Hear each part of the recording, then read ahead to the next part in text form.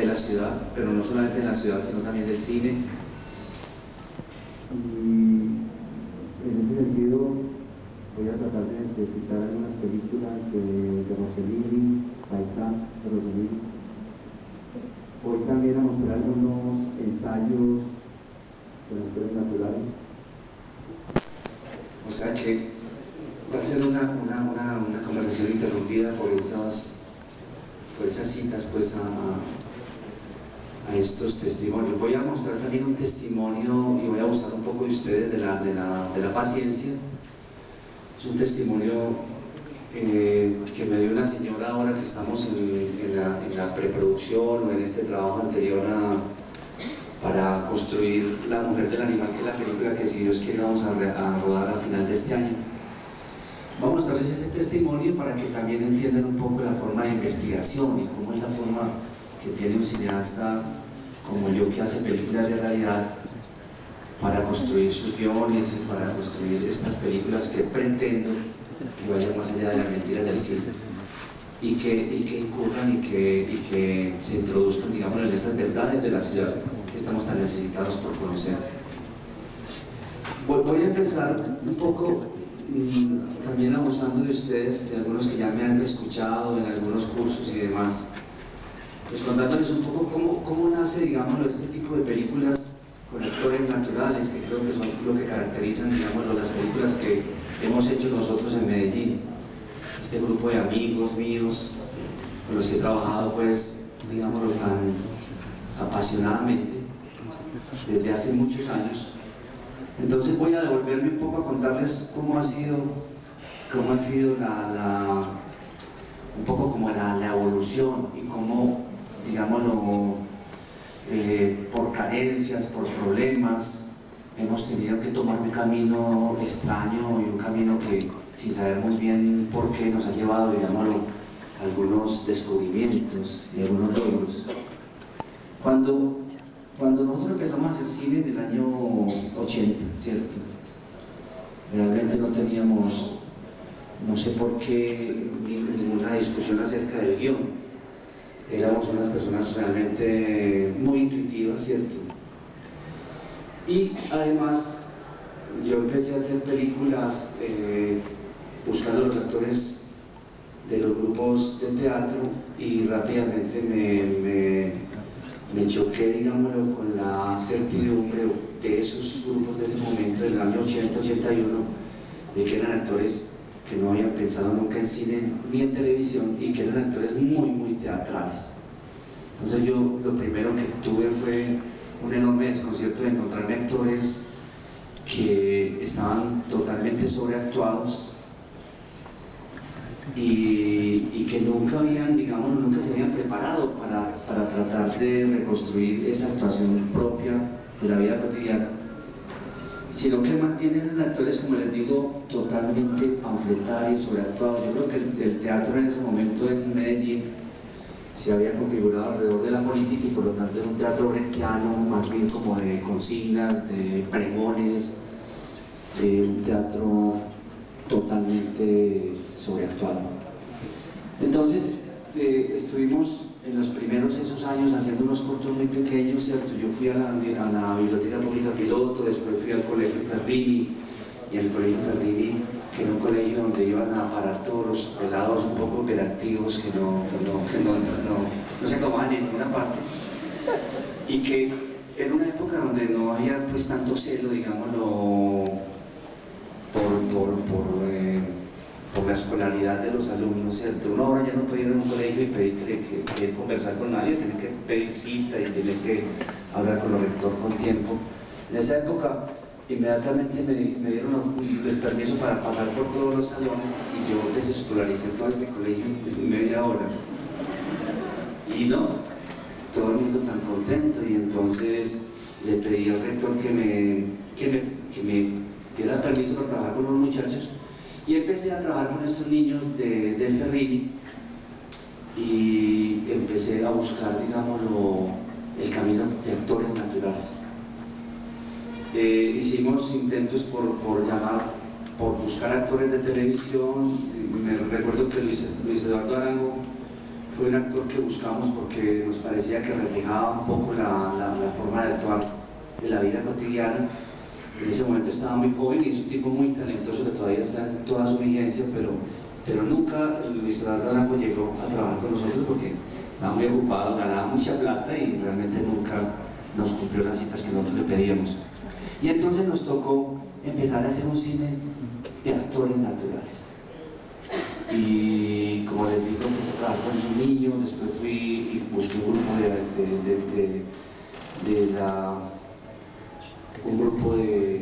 actores de la Edad Dorada en un club, que se llamaba el Club de la Edad Dorada. Y entonces empecé a ensayar y empecé a buscar cómo era posible encontrar la manera de hacer un cine, digamos, lo que se sostuviera con estos actores. Me desesperaba porque no encontraba la manera de hacerlos actuar. Yo nunca he sido un hombre de teatro, no tenía ninguna experiencia y por lo tanto simplemente guiado por la intuición y buscando una naturalidad muy sencilla. Hasta que me encontré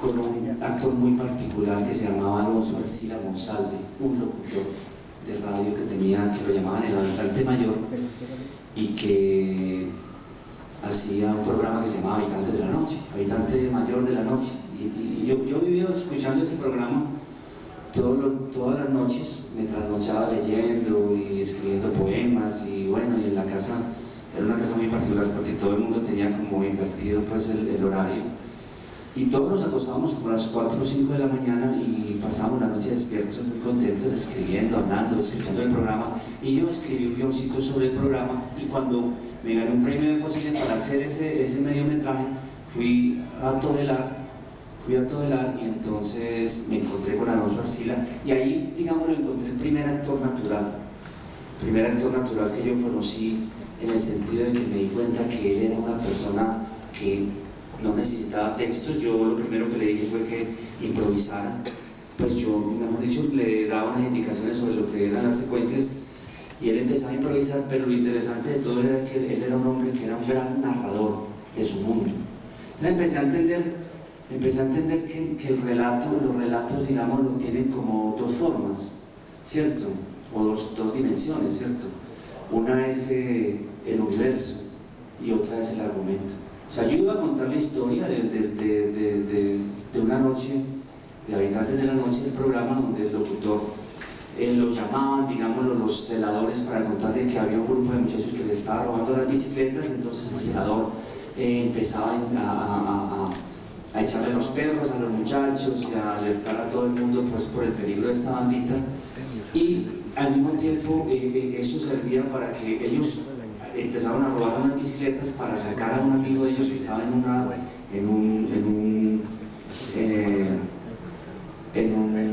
¿cómo se llama? Pues en el hospital mental. Había un amigo de ellos que estaba encerrado por drogadicción, entonces ellos empezaron a robar bicicletas y iban a sacarlo, necesitaban que él de alguna manera los esperaba en algún lugar y entonces el locutor en la historia servía como una especie de triangulación para que esto se enterara. Entonces lo interesante de todo fue que cuando yo hablo con Alonso Arcila yo me doy cuenta que lo importante era que el programa era un universo y que él estaba inscrito en ese universo y que él de alguna manera era el traductor y el que extrovertía ese universo. O sea que lo más interesante de todo era que yo tenía un argumento, pero que lo interesante era que a través del actor, el actor lo que me hacía era conocer el universo. El universo de ese programa de radio era muy sencillo. Él recibía a la gente a las 6 de la tarde con una cantidad de razones para la gente.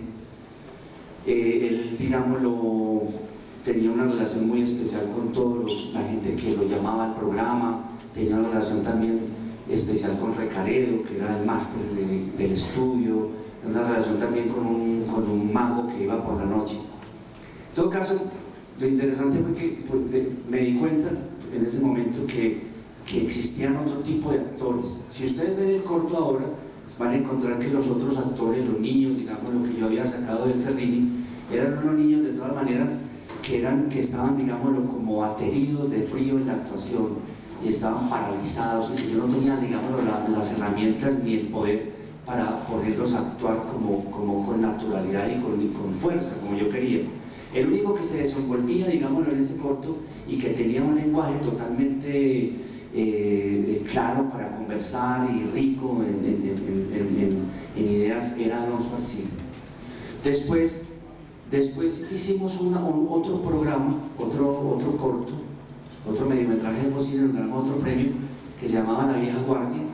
Y entonces en La Vieja Guardia yo tuve también una serie de dificultades.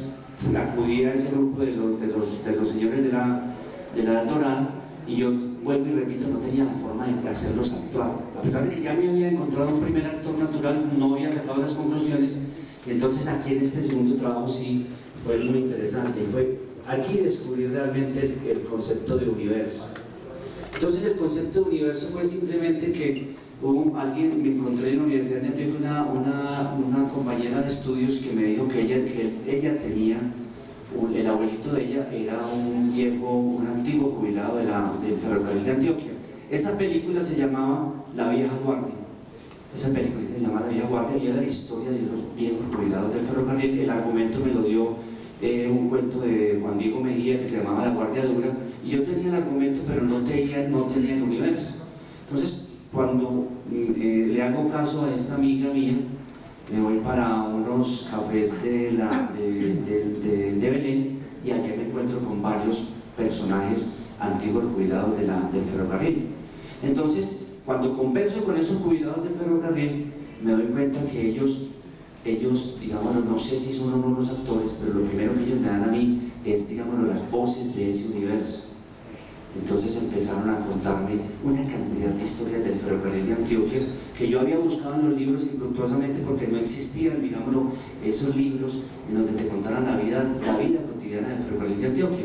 Entonces cuando hablo con estos señores, lo primero que se me hace evidente es que ellos tenían, digámoslo, en sus cabezas toda la información de ese universo. Entonces empiezo a ser más consciente, digámoslo, de que existe un argumento, pero que el argumento, digámoslo, está rodeado de un universo, y me doy cuenta que hay unas personas que tienen ese secreto de ese universo. Entonces converso con estos jubilados, les pido que por favor actúen en la película, y ahí es cuando se hace, como quien dice, el milagro de los actores naturales para mí. O sea, empiezo a darme cuenta que el actor natural es una persona que es un narrador de un mundo, de un universo. Entonces estos señores empiezan a contarme, digámoslo, la historia de máquinas famosas, que la 53, que la 65, de maquinistas famosos, que el tal Pulgarín, empiezan a contarme de descarrilamientos muy, digamos, lo que habían quedado escritos en la memoria de la gente que vivía, la historia del ferrocarril de Antioquia. Había habido un descarrilamiento como en el año 42, en Cantagana, donde el tren se había, digámoslo, devuelto subiendo una pendiente, una montaña, y se habían descarrilado no sé cuántos vagones y se habían muerto como 40 y pico de personas. Me cuentan también de cómo en la violencia los pájaros o la chusma paraban los trenes en mitad de un potrero, cómo sacaban a la gente y la asesinaban. Me contaron historias hermosísimas también de brujas que de pronto los maquinistas visitaban, y que de pronto les llevaban brujas que alimentaban unos gusanos enormes con el óxido de los tornillos que ellos les llevaban. En todo caso, se me hace, de pronto yo tengo un argumento de la historia, pero lo que me voy dando cuenta es que fuera del argumento, lo interesante es el universo. Entonces me doy cuenta, digamos, de lo que es un jefe de estación, de lo que es un maquinista, un fogonero, y entonces empiezo, digámoslo, a alimentar ese argumento que me había dado Juan Diego Mejía en un cuentecito que llamaba La Vieja Guardia Dura. Empiezo a alimentarlo y a darme cuenta que lo interesante es que una película, lo que debe dar al espectador no es el cuento de un argumento, sino lo que debe dar es la traducción, digámoslo, a través del argumento. Es a través del argumento mostrar, digámoslo, lo que está detrás del argumento, que es el universo. Entonces, estos señores de la Vieja Guardia, empiezo a trabajar con ellos, y de pronto un día descubro, haciendo un ensayo, que ellos no les, que lo interesante no es que yo los ponga, digámoslo, a decir unos diálogos y a representar unas cosas que están prescritas en el cuento de Juan Diego Mejía, sino que lo interesante es que ellos empiecen a improvisar. Entonces hay un momento donde uno de ellos improvisa y saca, digámoslo, de sus recuerdos una cantidad, digámoslo, de observaciones sobre lo que era unas bodegas de un tren, ¿cierto? Estamos haciendo una improvisación allá en la estación Botero, y entonces el hombre, de pronto yo me doy cuenta que él tiene en la mente una cantidad de cosas y que las al improvisarlas simplemente me saco la información que yo no conocía sobre el ferrocarril de Antioquia. Y entonces el actor ya se independiza, digamos, de mis exigencias como director, y de un momento a otro está como volando está volando sin instrumentos, y entonces empieza a reírse y empieza de alguna manera a ser soberano de sí mismo, como que dice, a recuperar la libertad que como actor, digamos, primero no tenía. Los actores naturales con los que yo trabajaba en ese momento eran personas que me hacían a mí el mandado de hacer lo que yo les pedía que hicieran. A veces lo hacían bien, a veces lo hacían mal. Yo no tenía control sobre eso. Como les digo, yo muchas veces los regañaba, los mimaba, les prometía plata, los insultaba, pero no tenían control. Cuando este actor en un momento dado me muestra que el camino es la improvisación, entonces yo me doy cuenta que ese camino es muy interesante y que ellos recuperan esa especie de libertad que tenemos todos en la vida cotidiana. Ustedes ven que en la vida cotidiana todos, cuando actuamos, digamos lo hermoso cuando una cámara bueno, la cámara muchas veces nos cohíbe y nos limita y nos paraliza, pero en general cuando uno observa a las personas en la vida cotidiana, lo hermoso de la vida cotidiana es que todo el mundo tiene como un libreto nacido de alguna parte, pero del cual se siente totalmente autor y se siente totalmente libre en interpretarlo. Entonces cuando yo veía estos, empecé a hacer pruebas con ellos y de una les dije, muchachos, ustedes improvisen sobre esto, improvisen sobre aquello, improvisen sobre estas cosas, y estos hijos empezaron a soltarse y empezaron de alguna manera a darme una información que no era ya la del argumento, sino la del universo, o sea, la del ferrocarril de Antioquia. Entonces, ese pequeño descubrimiento se fue profundizando en otro corto que hicimos que se llamaba, en una película que hicimos para el canal de Tele Antioquia en su inauguración, Que pase el aserrador. Después hicimos otro corto que se llamó Los músicos, y entonces yo descubrí el agua tibia. ¿Cuál era descubrir el agua tibia? Era que si yo iba a trabajar, digámoslo, con músicos, necesitaba músicos de verdad. Y entonces las escrituras de guiones se convirtieron ya en una cosa, digámoslo, solitaria, yo en mi escritorio, digámoslo, inventando cosas, sino que ya simplemente me reunía con una cantidad de músicos de Medellín, músicos populares, y empezaba a hablar con ellos, y ellos empezaban a contarme, digámoslo, a ponerme de manifiesto su mentalidad. Y su mentalidad era como quien dice ese universo, todo el mundo de ellos. Entonces, cuando hicimos Los músicos, por ejemplo, trabajamos con un acordeonista ciego, tipo simpaticísimo que me he encontrado después, hace mucho no veo, no sé cómo estará ahora, se llamaba Federico Restrepo, y era un tipo, un muchacho, era joven, estaba muy joven en esa época, tenía por ahí 28 años, y era la familia toda era una familia de ciegos, pero él tenía una personalidad, un carácter maravilloso para, digámoslo, de alguna manera pues superar, digámoslo, las limitaciones de su ceguera, y era un hombre de un humor extraordinario, y era un tipo que se echaba chistes todo el día, chistes casi todos muy procaces, muy obscenos y que nos hacían reír muchísimo. Entonces empezamos, digamos, a construir el guión con base en las improvisaciones. Primero las conversaciones de ellos, al mismo tiempo también esa película de los músicos, lo que yo hice fue también, digamos, llevar a la oficina una cantidad de músicos que yo me encontraba en las 70, esos músicos pues serenateros, digamos, lo que deambulan por toda la noche buscando a algún cliente. Entonces empecé a hablar con ellos, a darme cuenta quiénes eran esos músicos, cuál era su forma de ver la vida, cuál era su mentalidad, y además qué les ocurría además también. Entonces empecé a escribir un guión en donde estaba, digamos, el énfasis no tanto en el argumento como en el universo, y el argumento al fin salía de alguna manera como de unas precipitaciones del universo salían, digamos, los elementos del argumento, ¿cierto? Entonces, todo esto para prepararnos a nosotros a llegar a ese momento tan particular de hacer Rodrigo Bueno Futuro. Rodrigo Bueno Futuro es una película que nosotros queríamos, que nosotros empezamos sin argumento.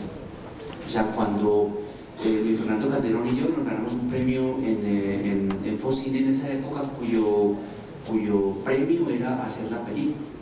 Pero la película que habíamos escrito Luis Fernando Calderón y yo era una película neorrealista en homenaje a Humberto D., se llamaba Rodrigo D., en homenaje, digamos, a ese cine neorrealista, de tiempos muertos, de observación de esos tiempos muertos que van acompañando a los personajes y van produciendo una enorme emoción.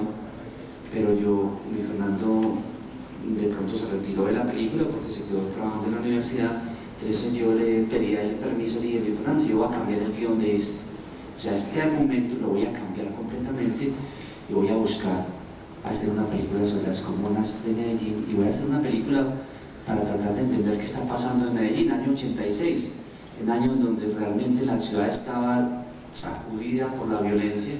Ahora ya más o menos después de 30 años o ¿cuántos años? Pues 25 años, más o menos entendemos, ya más o menos entendemos qué pasaba en esa época, ¿cierto? Que era el cartel de Medellín, y bueno, era una confrontación entre ese cartel de los capos del narcotráfico que querían impedir a toda costa la extradición. Y entonces, pero nosotros en el año 86 no entendíamos muy bien qué ocurría, y yo le dije a mis amigos: hagamos una película para tratar de apresar qué está pasando en Medellín, hagamos una película. Entonces me dijeron: ¿y cuál es el argumento? Yo les dije: no, aquí tenemos un argumento provisional, se llama Rodrigo D., no podemos cambiarlo porque ya firmamos un contrato con Focine, pero vamos a buscar otro argumento. ¿Cómo? Vamos a tratar de entender qué pasa en los barrios de Medellín. Entonces era una cosa muy angustiante, porque yo tenía un guión, digámoslo, pues tenía como un blog de hojas en blanco, en donde yo iba apuntando la secuencia 1, secuencia 2, hasta la secuencia 98 más o menos, pero esas páginas estaban totalmente en blanco. Entonces cuando el productor llegaba María Mejía, me decía: ¿cómo va el guión? Y yo: va muy bien, pero nosotros no teníamos guión. Entonces, ¿qué es lo que teníamos nosotros? Nosotros lo que hicimos entonces fue: bueno, vamos a convocar a los actores.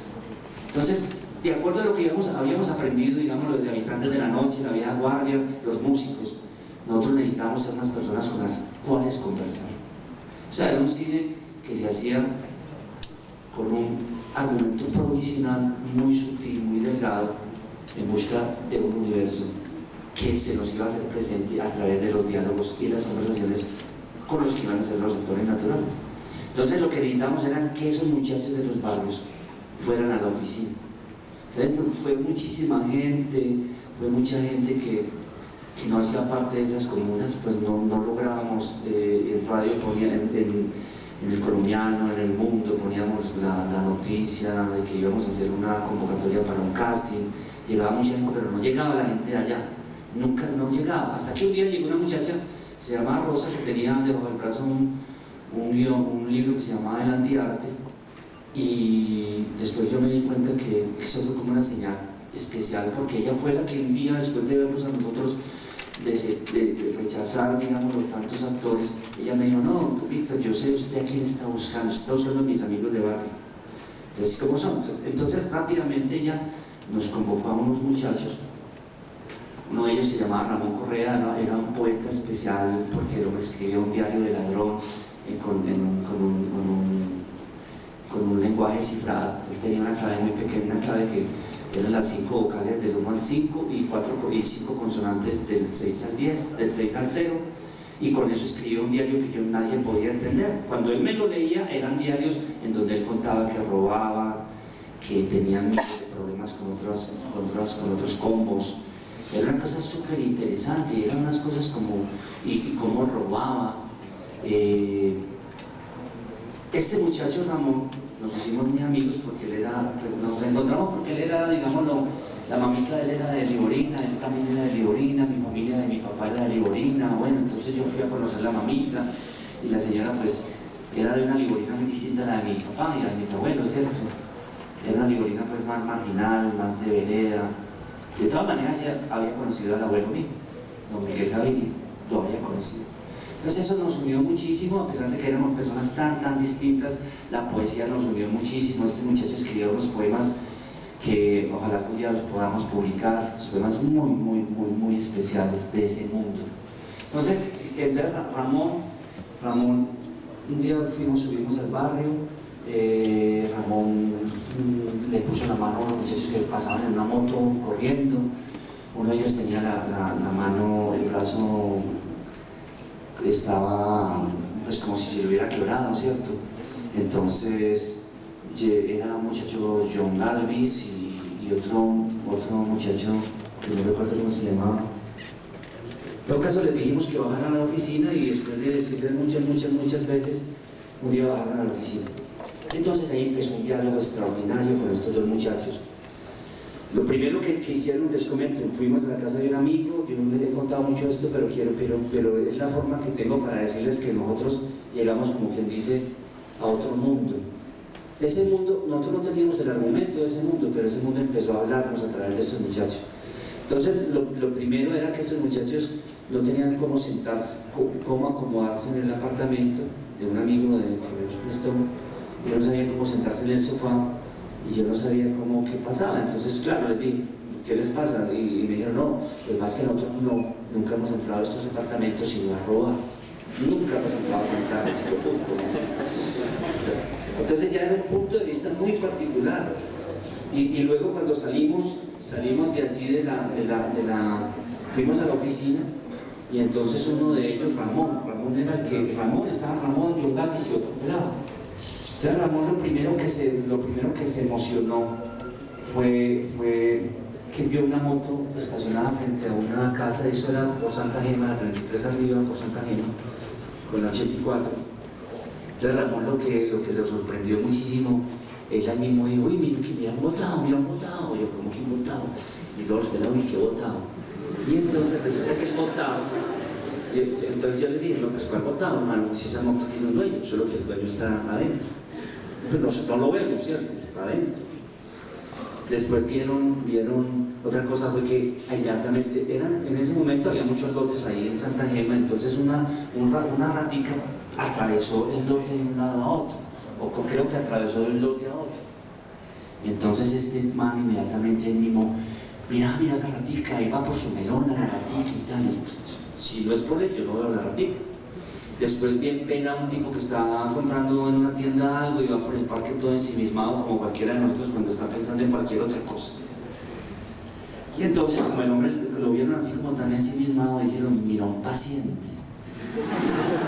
Entonces inmediatamente yo como que fue un paciente, entonces como que pues para colgarlo, para atacarlo. Entonces me pareció muy irónico la palabra paciente, ¿cierto? Porque era alguien que lo iban a operar con unos instrumentos y que seguramente le iban a abrir el cuerpo, ¿cierto? Pero sobre todo me dijeron también, no, mira, un quieto. Entonces, ¿cómo que un quieto? No, es que esta gente hermano hay que cogerla de quieto. ¿Cómo es quieto? No, esta gente que... Entonces ya empezamos a hablar de tantas cosas, muchachos, empezamos a hablar de tantas cosas. Y después también lo mismo en la calle, cuando yo subí la primera vez al barrio de ellos, inmediatamente había una cantidad de tensiones, estábamos rompiendo por ahí unas escaleras, y bebiendo y de todo, y más de contentos. Y empezaba esa cosa que como, ¡rey de puta! Unos insultos de barrio a barrio.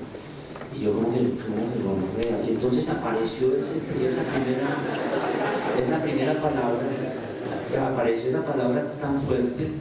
Y entonces, cuando nos reuníamos a conversar con ellos, empezaron a aparecer otras palabras. Pero, por ejemplo, claro, que Franito, ¿qué? ¿Por qué no vino tal? No, hermano, está en la finca. Yo, en la finca, no, en la finca, hermano. No, en Bellavista.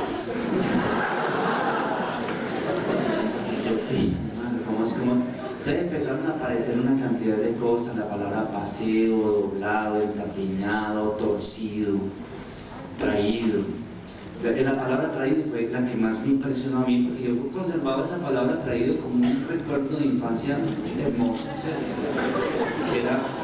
que era, digámoslo, ese momento donde la infancia tiene como una frontera con la magia, y entonces y ese momento de magia nunca se te olvida, ¿cierto? Lo trae el niño Jesús, y es un regalo que aparece de la nada, ¿cierto? Es fruto de la magia, digámoslo, que hace el niño Jesús, digámoslo, la noche del 24 a las 12, y cuando uno ve aparecer esos traídos a la casa, uno le daba la vuelta y trataba sinceramente como de oler el perfume de la magia de ese objeto que había aparecido de la nada.